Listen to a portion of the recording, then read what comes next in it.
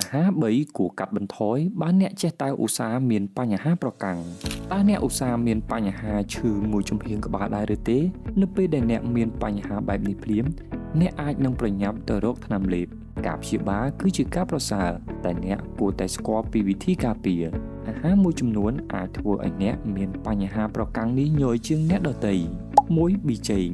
ប៊ីចេងគឺជាសារធាតុបន្ថែមដែលត្រូវបានប្រើដើម្បីបង្កើនរសជាតិអាហារទោះបីជាក្រុមអ្នកវិទ្យាសាស្ត្រអះអាងថាប៊ីចេងមានលក្ខណៈសមស្របសម្រាប់ការទទួលទានក៏ដោយក៏វានៅតែជាអ្វីដែលផ្សារភ្ជាប់ទៅនឹងអាការៈឈឺក្បាលប្រកាំងដែរយោងតាមអ្នកជំនាញជាច្រើនបានឲ្យដឹងថាប្រហែលពី10ទៅ15%នៃអ្នកដែលឈឺក្បាលប្រកាំងនឹងមានស្ថានភាពឬអាការៈកាន់តែធ្ងន់ធ្ងរក្រោយពីទទួលទានអាហារដែលមានជាតិប៊ីចេង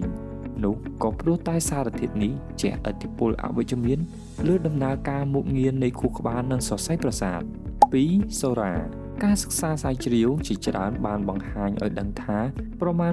25% នៃអ្នកដែលឈឺក្បាលប្រកាំងមានអាការៈធ្ងន់ធ្ងរជាងមុននៅរាល់ពេលដែលទទួលទានសូរ៉ាទោះជាយ៉ាងណាក៏ដោយអ្នកក៏អាចប្រឈមមុខនឹងបញ្ហាឈឺក្បាលប្រកាំងផងដែរក្រោយទទួលទានគ្រឿងស្រវឹងដែលគេហៅថាសោហាយ 3. កាហ្វេនិងភេសជ្ជៈដែលមានជាតិកាហ្វេអ៊ីន